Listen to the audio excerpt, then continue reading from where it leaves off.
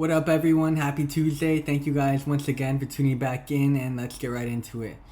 So today the Nasdaq was actually pretty kind of choppy on the day, right? I don't know if you guys would disagree with me or not, but just looking at it, a lot of the times there was a move trying to be made. There would be a lot of fake outs beforehand, right? Like right around here, the market tried to, after it pulled back, kind of recover and find a support, kind of tricking people into thinking there was going to be a higher low, right? Another leg up, only for it to actually push up and then immediately get rejected hard. And right after that hard rejection, a lot of people may have been thinking the direction was going to start selling off, only for it to change again.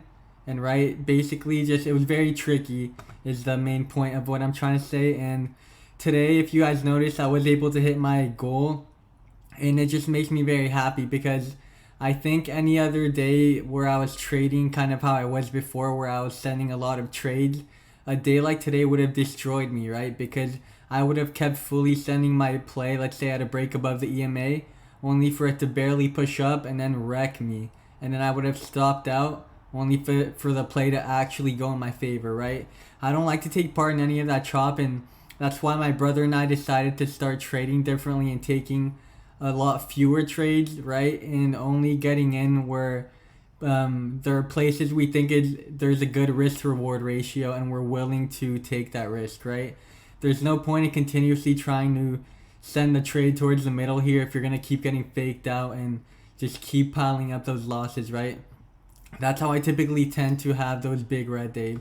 So today I made the majority of my money on SQs with the market falling, right? $96 and $7 on TQs with the market pushing up. So 27 filled orders for the day. Here they all are. And I'm going to go ahead and walk through with you guys my biggest trade, which was right here at around 707. But yeah, I just want to go ahead and walk through kind of my thought process. So heading into the morning, the first thing I did, like I always like to do now, is I look at the bigger picture time frames for the Nasdaq. And I draw these red lines here to show kind of potential areas that the market has tended to either find a resistance and get rejected or find a support, right? Anywhere around these areas, the market has tended to kind of bounce and go upward, right? That's what I mean by finding a support. It's done that multiple times, so I wanted to pay attention to that. So right around here was when the market opened up, and immediately we got this huge gap up here. I'm going to go ahead and show you guys on the 1 day, 1 minute again. It's a little easier to see, right?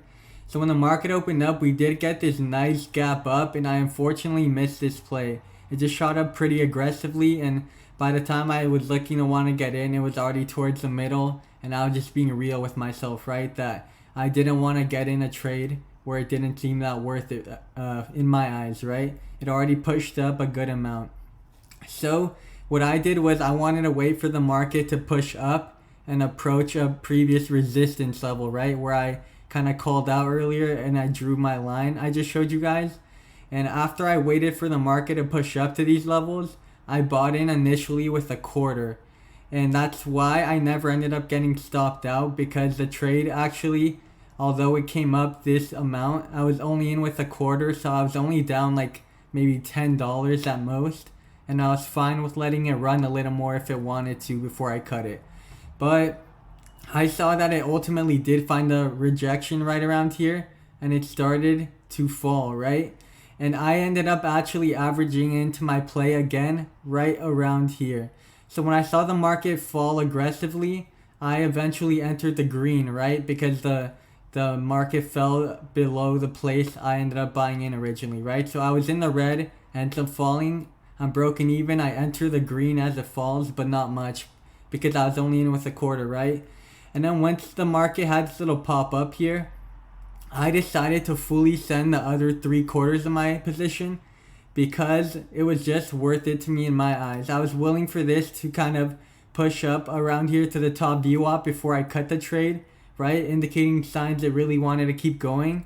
I was willing to risk that versus a nice drop downwards. And I think I hit maybe like a 2-to-1 ratio on that trade, right? I could have made around twice as much as I would have lost if the trade went south, maybe a little more. And that was worth it in my eyes, right? That was enough for me to want to take the trade and be fine with it. if it went south. So after this big push down, I saw some resistance right around here, and I fully averaged in my trades right around here, and it did end up falling, right? It ended up going with this change of direction from the top here, and ultimately I ended up selling my trades. If I remember right, I cut it right around up here at 60. So I didn't get the very lows, but I'm very thankful I sold, because it did end up finding a bottom here and ultimately pushing up a lot more, right? If I didn't cut my trade here, I would have entered the red eventually. So I was very thankful for that, but after a nice drop like that, the trade was already worth it to me, where I was fine cutting the trade. So at that point, I was up around $85 on the day, and I made the majority of my money basically on that drop. And the rest of my money I was just able to make on a quick little trade on SQQQ, right? If you guys notice, there's a huge time difference. I bought in at 8:51. That was right before I was about to head to work, right? Around this resistance here where I saw the market push up, I bought in with a quarter, and eventually I ended up cutting it at 11:08. So that was after right around here when it had this nice drop. I ended up cutting it a little early, obviously. I ended up selling off pretty nicely afterwards, but I was just happy with that trade, right? It ended up selling off pretty aggressively after finding some chop, and I just sold it because I thought to myself that the market was already about to close, right? So there wasn't going to be any huge play, maybe downwards, but I did end up being wrong, right? Because I sold early, but I was just fine with that. So happy with today, and I hope my explanation was able to help you guys kind of realize why it's better to take fewer trades that are more quality based rather than quantity, because I used to want to take a lot of trades. Believe me, it was just something I wanted to do. I would fully size in when I thought I could get into a big green candle or push up, and I would just cut it quick.